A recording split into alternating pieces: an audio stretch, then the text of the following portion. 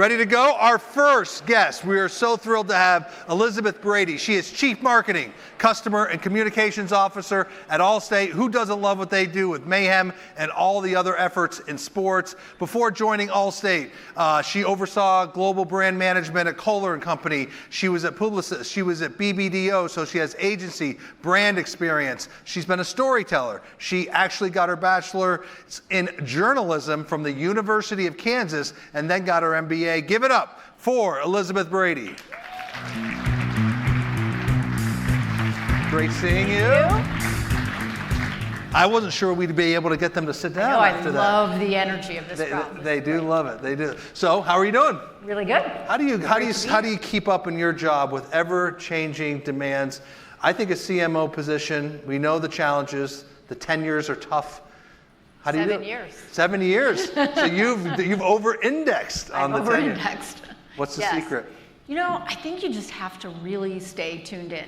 You need to be eyes and ears all the time across the company. And really, you just have to make sure you deliver the plan. I mean, that's the keys to the castle, is making sure you know what the plan is and you deliver the plan. And you bring new ideas. I mean, we're all idea people here. And that's my job. First off, how do you stay ahead of it? How do you stay ahead of the trends, see around the curves, and try to understand what those next big trends will be? Well, I think this is when my journalism degree comes in handy, because I'm a consumer of a lot of media. Okay. So that's one way to stay ahead of the curve, is to really understand what's going on out in the world and read everything. Read, watch, absorb everything. And then also talk to customers. For me, it's making sure that I understand what our customers want and then delivering that to them.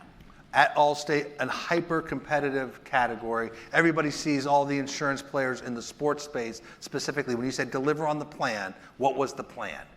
The plan is to grow the business. So that's the base level plan, is to make sure we're growing the business and then delivering what we promised to deliver as a brand. So AllState is there, we're the good hands, is there when bad things happen. So that's when our teams really kick in.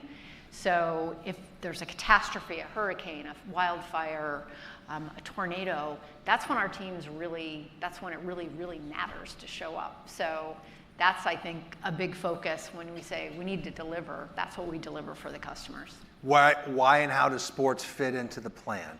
Well, brand building is huge. As you said, our category is massive. And you may not realize, but the insurance category spends about $13 billion a year in advertising in total. So big spend there, which means we probably touch every network, everything from the top of the funnel to the bottom of the funnel. We're in tune to and buying.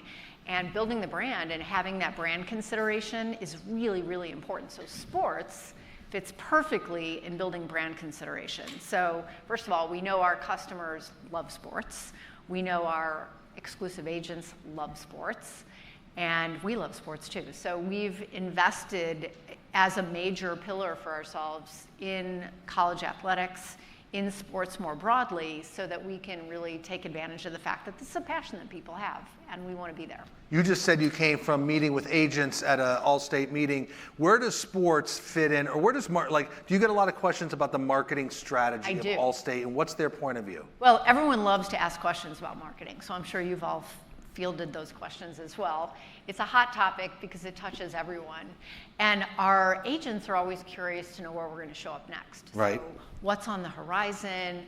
Where are we going to be? Where's Mayhem going to show up? Are we going to find some new twist and turn for our advertising that allows us to sort of bring that energy to the work? But by and large, they want to know how they can utilize it in their local market. They do. So really our approach to sports is nationally, we obviously use it to drive brand consideration. But then on a local level, all of the sponsorships that we have award us the opportunity to be part of the communities. So our agents use the assets that we have as part of our sponsorship programs to take their customers, to take their clients to the games. And that's one way that they can feel part of the local community. And it's really important to us. And I'm sure many of the agents are marketing and advertising, has strong points of view. Yes, they do. I'm sure. They do. Yeah. Yes, like everyone. I love it. I love it. Jim Sullivan or Donna, this iPad is not where I need it to be right now, so if I could get any assistance, because you're talking to a very tech-challenged person. So I would love that, because I know there's some great questions here from the audience. So, and when you think about college sports, why? I mean, because you're almost at the anniversary for the hands on, yes, on we the are. nets. We are. So we are 20 years this year in terms of our support. 20 years. 20 years for the AllState Nets program. And fortunately, we've had decades of teams working on sports prior to me even arriving at AllState. So we had a good head start, but we've really leaned in this year. We've decided that because it's our 20-year anniversary, we're going to expand what we do.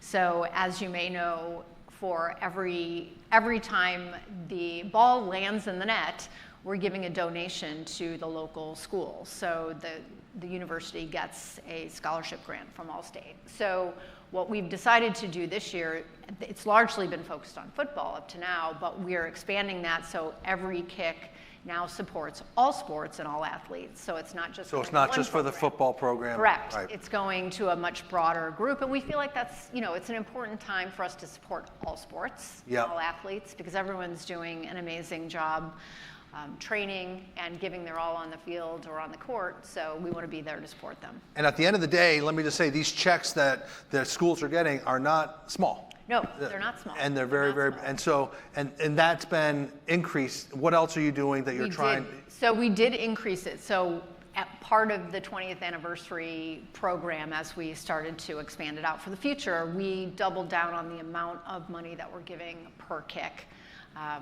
into the net. So we're allowing the schools the decision to divvy those dollars up in whatever way they need to do that to support the athletes across all their programs. So, and I know it started before you, Elizabeth. Why college? Like, what about the college demographic makes it good for AllState? It's a good question. I mean, we love young student athletes. They're part of future community members. I mean, they're really the future of the job force. Not everyone's going to make it to the pros. And if you have a really great athlete who has dedication and leadership and all the skills that they learn being part of their team, they go on to be great contributors to the communities in which they live. And hopefully they'll also think about AllState. And the alumni base is big. The alumni are passionate. Yeah. You just never really, they stay with their teams forever. I said I was just down at Acton on a small session, and the argument was that brands don't understand the power and the makeup of the college sports fan in terms of the alumni, in terms of the generational fandom. Yeah. Would you somewhat agree with that or not really? I don't know. I mean, I feel like we've really made it a point of understanding it. You have, right. And I think if you do understand it, you can really harness the power of that. I mean, there's a lot of really great things happening in sports across the board. So, the fans are passionate, the athletes are passionate, the schools and the alumni are passionate, and you can really do some great things if you harness that energy, because people love their teams. And we've done something recently that has evoked a lot of excitement. We've decided that we were going to put some of the teams in our advertising. Right. So we did a Duke, North Carolina spot where we featured two of the great rivalries together. And, it just creates buzz and excitement around your brand and the work that you're doing. Any Dukies here? Any Tar Heels here? Okay, so there's, you see, but there you go. Yeah. What sports wouldn't be a fit for AllState? Honestly, I think we're pretty broad in college sports now with our new platform. So I feel like really it's about the student athlete and about the universities and what we can do there. So you like versus to make up any one sport. I mean, we love college athletics, love it. We've put money in other places as well. We support soccer. That's something else. It's another sport that we've gone deep in. We've sort of made a choice. I mean, you could put your dollars across many, many things. But we've made a choice in college athletics to go deep so that we could really make an impact. So thank you, Eileen. So the questions at any time for Elizabeth, ask them. The technology works perfectly. So I was going to ask but when you're thinking about it, when you talk about soccer, you talk about college, when you're with your leadership team, are there attributes of a sport or an entertainment property or a philanthropy that you really look at? Yeah. This is right for us. Yeah, we do. I mean, college sports for sure is one that aligns with our purpose and our brand values. I think, at the core, we're a purpose-driven company. We have the AllState Foundation. The student athletes do a lot of work in their communities. So we feel like there's some nice connection points there so that we can not only support what the athletes are passionate about, but it also helps us contribute more broadly through the AllState Foundation and the work that they do there. And then when you get outside of that and you think about where else do we want to play, we think about entertainment as another venue that we can explore. And this year we just hosted, or we're one of the main sponsors for SNL's 50th anniversary. So that gave us a whole different area to play in, and it requires different things. We know sports really well. When you get into entertainment, you sort of have to let go of the keys a little bit, Especially and let that creativity flow, especially SNL.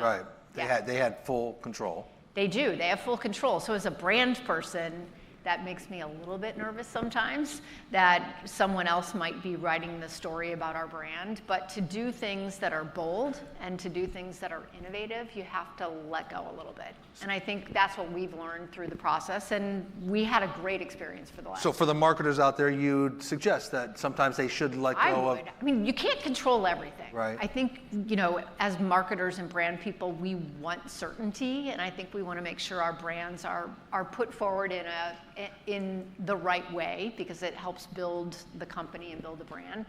But it doesn't always break way to the most innovative thinking if you hold on and you're really controlling over your brand. Sometimes letting go is powerful. A couple questions here that are good. As an executive yourself, what advice do you have to trying to get executive buy-in to investing in sports marketing or sponsorship? That's the struggle that I have. How do you get buy-in across stakeholders, internal and external? I would say the good news is I get to decide, so that makes it easy. But that also comes with having to sell it in and make sure everybody feels like our money is well spent. So what we tend to do is socialize the work that we do. We're really active internally in telling the stories around the work that we do with our partners. So in doing that, people get really excited. They feel, our employees feel a sense of pride and passion, and they get excited about us doing new things. So you get to make the decision, but then it's on you. I know a lot of CMOs whose careers have gone sideways because they made a big bet, and that big bet didn't work. Right. Your bets have, so like you said, you. Well, you need to be smart about your bets. There you go. Okay. So, knowing your business and knowing your brand and knowing where you can extend, knowing the elasticity of where your brand can go, it allows you to have more certainty around where, if you take a bet, you're taking a calculated bet versus putting your brand in something that might risk brand reputation or risk some other component of your brand. So you have to be smart about that. As an agency person, I want to know where you get most of your ideas and your pitches. Well, we have a really strong internal team that comes up with lots of ideas. So they'll pitch you if they have an idea? They'll pitch me, they'll pitch each other. Okay. We could be doing a PR idea, we could be doing a media integration, we may be doing a social idea or a new brand campaign. So we'll get together as a team and say, does this feel like the right thing to do? And if so, we move forward and we go for it. And we also have a lot of agency partners too. Not a lot, a curated handful of really good interactive partners who bring us work. And we sit together as a team and say, does this feel like the right bet for the brand? And then we go. And so not too many times where you get the blind pitch with your name misspelled, or they Oh, no, we get that all the time. Okay. That happens all the time. I would say... You take a lot of time responding to those? So we do get a lot of... Not surprisingly, every brand gets lots of pitches, and I love to hear new ideas. I mean, that's exciting for me as a former agency person. I really do I'm idea forward, so I do like to hear what other people might think our brand would be interested in. Sometimes they're really off, and sometimes they're really on. Really? So, okay. There's a spectrum. I'd say sometimes they're formulaic, and other times they're really, really thoughtful and interesting. We struggle to decide where we're going to deploy all our resources. If you sit around with your team, where would you double down on activation? Paid media, social, experiential activations? Like where would you double down? So I would say social and activations are two areas that are, they're close to where people are. They're on every day. They feel current, and you can create some currency around what might be happening in culture. So it gives you an opportunity to tap into something that's really relevant in that moment. And activations are good because you get close to people. You're on the ground. You're with people who are attending an event or participating in something. And I think there's real power in that from a brand standpoint. If I'm a property and I'm not giving you what you want, give me a suggestion on something AllState would want from our team: athlete access, behind the ropes, or content, etc. Well, all of that.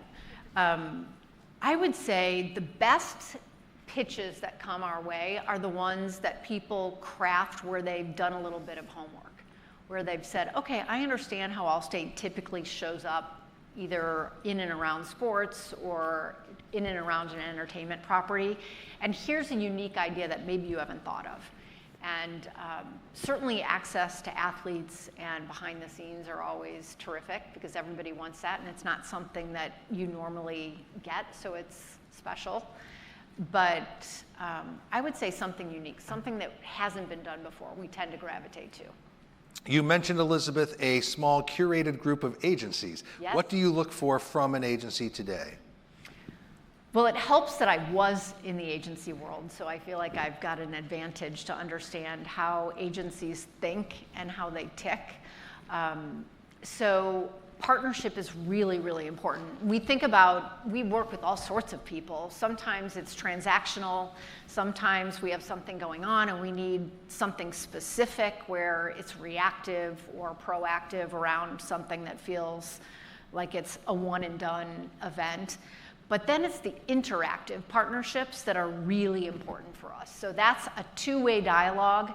That's sharing our business challenges, our business opportunities with the agency, and them asking a lot of questions of us too, so that they can get to know our business. And that's when we're invested for the long haul.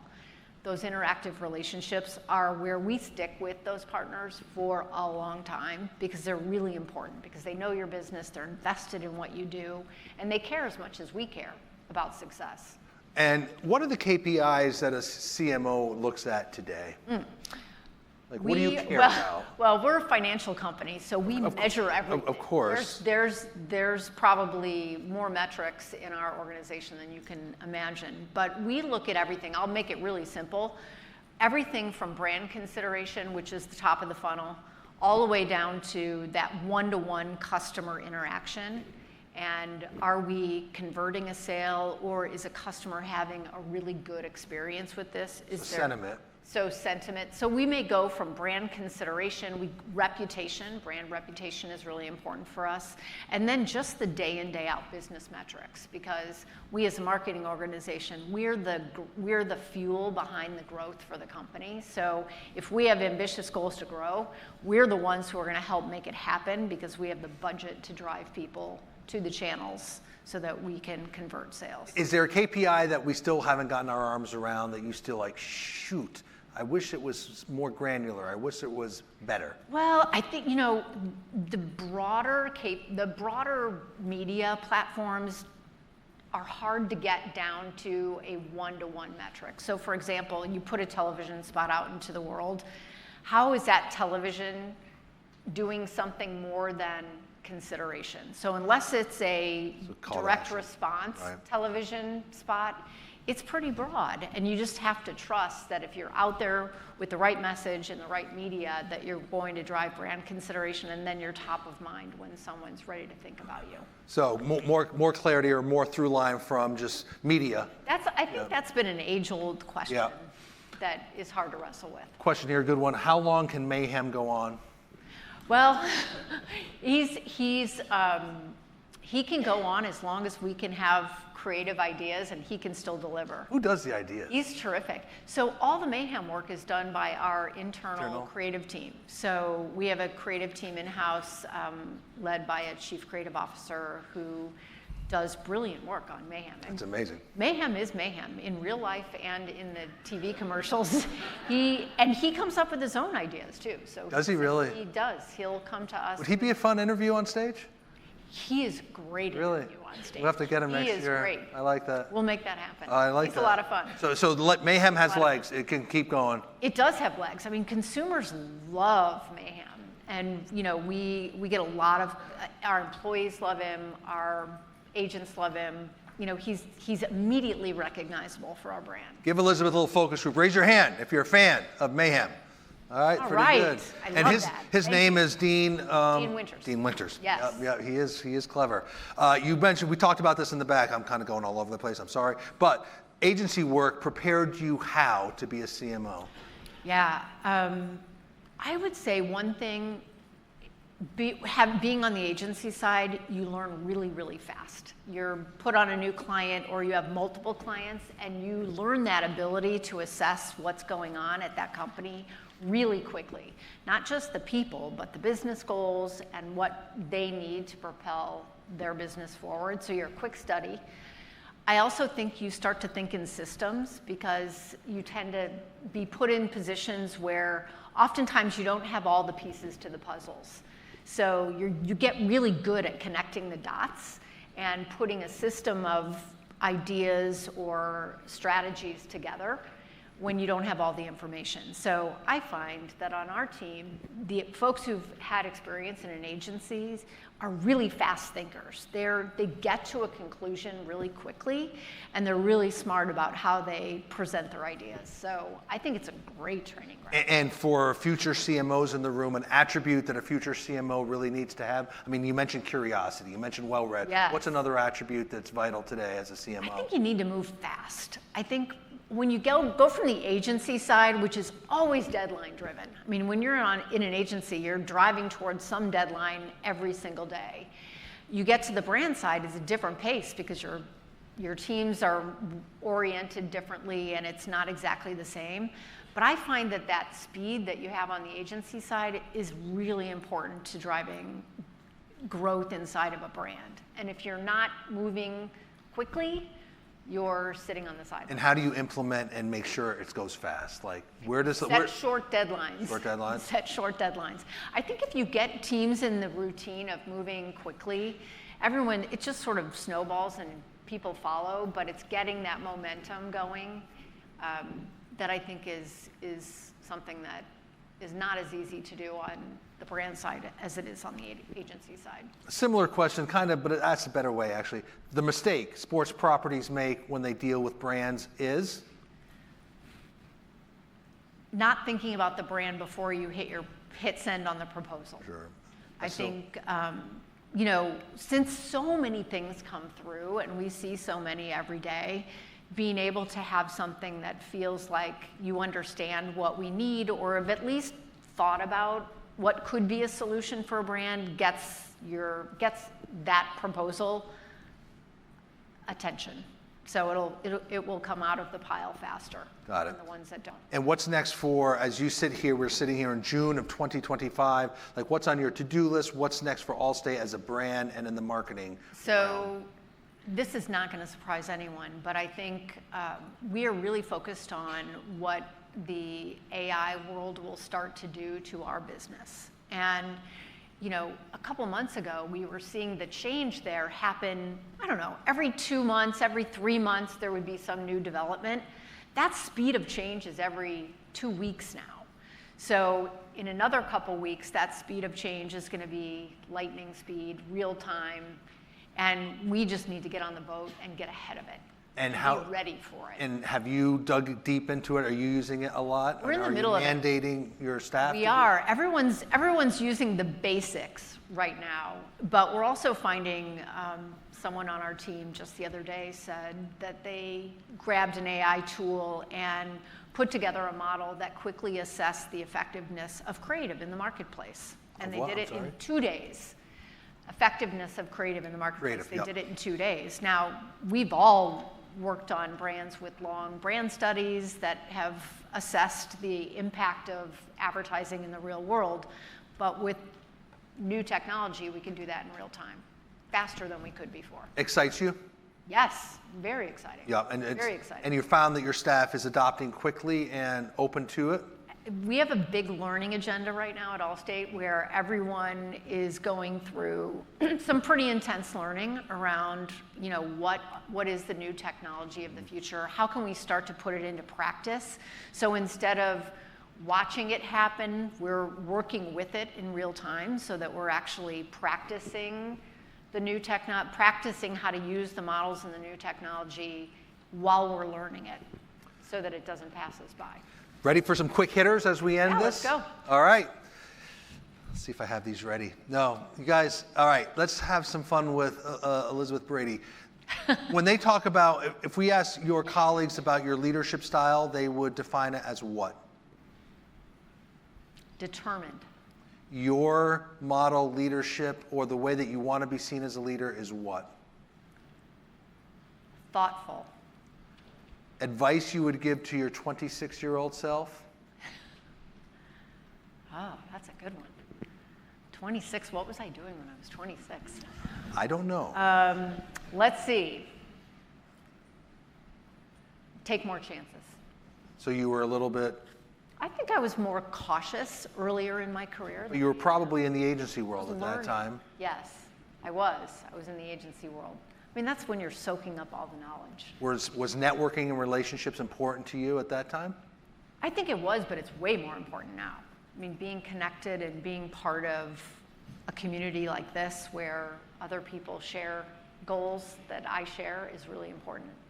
I learn a lot from other people.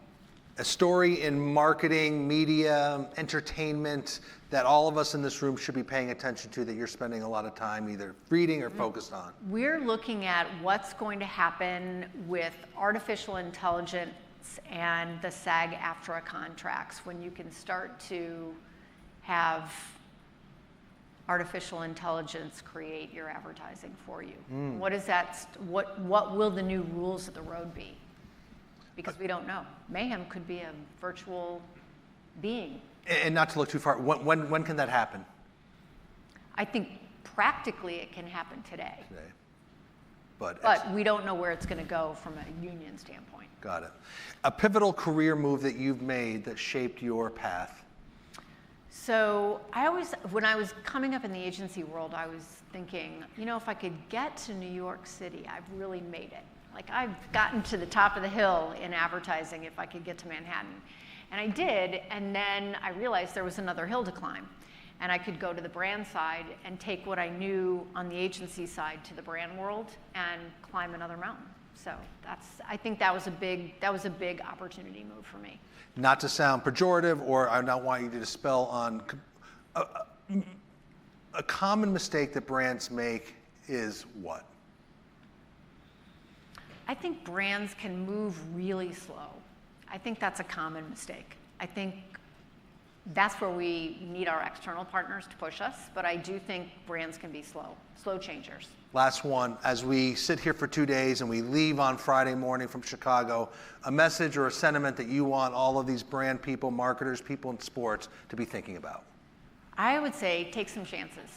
Take some chances. Now's the time where everybody's looking for new ideas and everyone's hungry for what's the next big thing.